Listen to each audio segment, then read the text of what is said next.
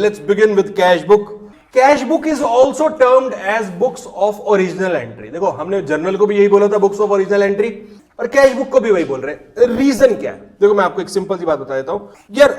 Business जब आप start करते हो तब से लेकर ओवर द इयर्स वो बिजनेस हमेशा ग्रो होता है. तो हमारी जैसे जैसे बिजनेस ग्रो होगा वैसे वैसे नंबर ऑफ ट्रांजैक्शंस भी ग्रो होंगी. तो इतनी सारी ट्रांजैक्शन हो जाती हैं कि सबको जनरल में डालना बड़ा मुश्किल हो जाता है. तो उसकी वजह से हम डिफरेंट सेट ऑफ बुक्स में जाते हैं. तो क्या कह रहा है? कह रहा है when the size of business grows and the number of transaction become very large, ठीक है, it is no longer possible to record all transaction in journal. General में डालना, एक जनरल में डालना बड़ा डिफिकल्ट हो जाता है हमारे पास, ठीक है. So journal is subdivided. इस जनरल को ही हम डिवाइड करते हैं into number of special journal. किसमें? Special journal. उस स्पेशल जर्नल को ही बोलते हैं स्पेशल पर्पस बुक या सब्सिडरी बुक, ठीक है. तो हमारा जो ये चैप्टर नंबर 11 है वो है कैश बुक, चैप्टर नंबर 12 है वो है सब्सिडरी बुक. तो दोनों ही हमें साइमल्टेनियसली चलना है, स्पेशल पर्पस बुक और सब्सिडरी बुक. उन्हें ही बोलते हैं. हमने क्या किया? हमने जनरल को फर्दर डिवाइड ही किया, ठीक है. किसमें? स्पेशल पर्पस बुक में या फिर सब्सिडरी बुक पे. तो कुछ सब्सिडरी बुक है जो कॉमनली आपके लिए यूज होती हैं. उसमें सबसे पहले आ जाता है मेरा कैश बुक जो अब हम कर रहे हैं. अगला आ जाता है purchase book, sales book, purchase return जिसे हम रिटर्न आउटवर्ड भी बोलते हैं, सेल्स रिटर्न जिसे हम रिटर्न इनवर्ड भी बोलते हैं, एंड जर्नल प्रॉपर. इन पांचों बुक को मिला के आपका चैप्टर नंबर 12 बनेगा जिसे हम बोलते हैं अदर सब्सिडरी बुक. सब्सी बुक बोल रहा हूं मैं भी, सब्सिडरी बोलते हैं पर मैं शॉर्ट में स्पेस कम है तो यहां लिख रहा हूं, ठीक है. आई बात समझ में? यहां तक समझ आया? हमने कैश बुक को क्यों बनाना स्टार्ट किया? क्योंकि मेरी नंबर ऑफ ट्रांजैक्शन ग्रो हो चुकी है और सारी ट्रांजैक्शन को मुझे जनरल में डालना अब मेरे लिए डिफिकल्ट टास्क हो गया है, ठीक है. तो मैंने अपने जनरल को डिवाइड कर दिया, ठीक है, और एक नई सब्सिडरी बुक बनाई. सब्सिडरी बुक में मैंने जो कॉमन थे वो 6 के 6 आपके साथ लिखे. बात करते हैं कैश बुक की. कैश बुक है क्या? ठीक है, ये पॉइंट बहुत इंपॉर्टेंटली समझना. एक कैश बुक क्या है, दूसरा कैश अकाउंट और कैश बुक में डिफरेंस क्या है, ये इंपॉर्टेंट है, ध्यान से समझते हैं. कह रहे this book is used to record all relating to cash receipts and cash payment. हर ट्रांजैक्शन चाहे वो रिसीट से रिलेटेड हो चाहे वो पेमेंट से रिलेटेड हो, पर होनी कौन सी चाहिए?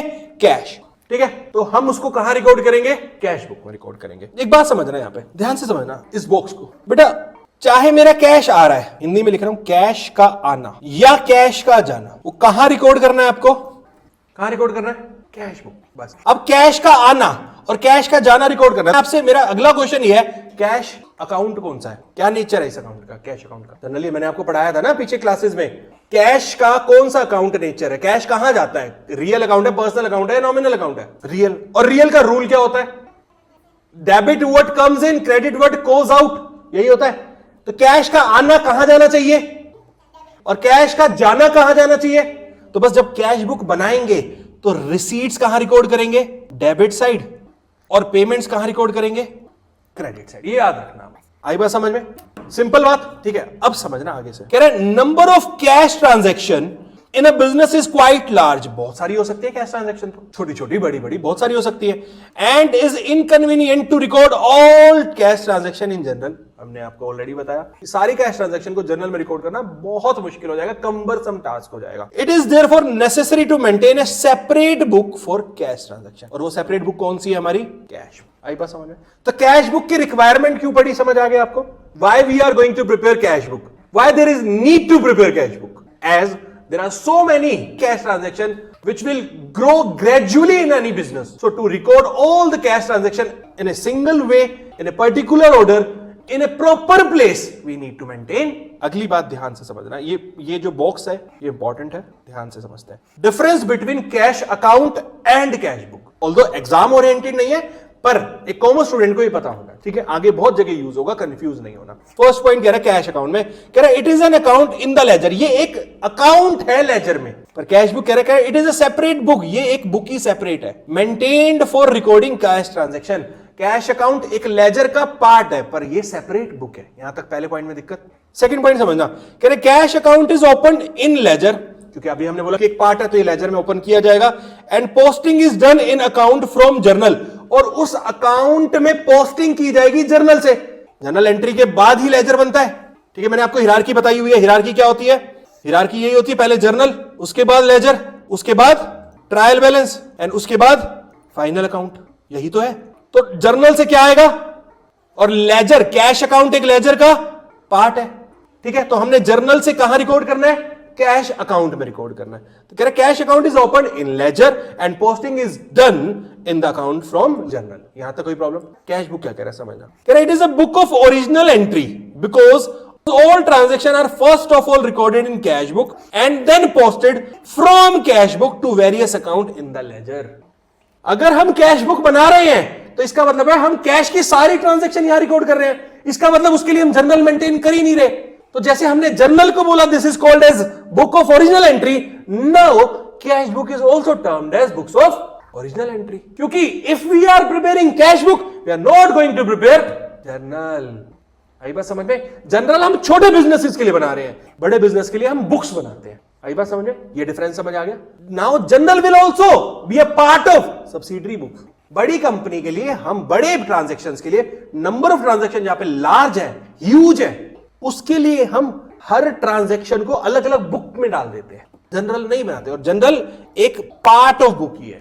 जनरल प्रॉपर इज जनरल, ठीक है। तो हम अलग अलग टाइप ऑफ ट्रांजैक्शन, देखो यहां पे मैंने बोला यहां मैं कैश ट्रांजैक्शन रिकॉर्ड करूंगा, यहां पे मैं परचेज बुक में क्या कौन सी ट्रांजैक्शन डालूंगा, परचेज से, और वो भी कौन सी परचेज, क्रेडिट, क्योंकि कैश तो यहां चली जाएगी, ठीक है।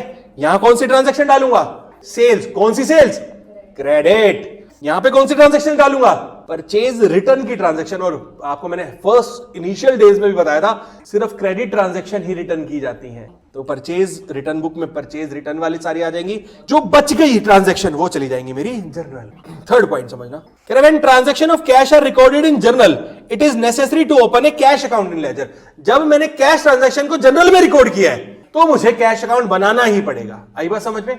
यहां सुनना, कह रहा when transaction of cash are recorded in cash book there is no necessity to open a cash account in ledger. आई बात समझ में? जब मैंने कैश बुक बना दी है तो मुझे कैश अकाउंट बनाने की कोई जरूरत नहीं है। लास्ट पॉइंट कह रहा है it only record one aspect of transaction that is cash. ये एक एस्पेक्ट ऑफ ट्रांजैक्शन को रिकॉर्ड कर रहा है जो कि है कैश। यहां पे कह रहा है यहां पे बोथ एस्पेक्ट ऑफ ट्रांजैक्शन को रिकॉर्ड किया जाएगा कैश बुक में, दोनों साइड की बात कर रहा है। चलिए आगे फिर। तो कह रहा है टाइप ऑफ कैश बुक कौन कौन सी होंगी, ठीक है। कह रहा है एक होगी सिंगल कॉलम कैश बुक जिसमें सिर्फ हम कैश की बात करेंगे। दूसरी होगी डबल कॉलम कैश बुक जिसमें हम कैश की भी बात करेंगे और बैंक की भी बात करेंगे। आई बात समझ में?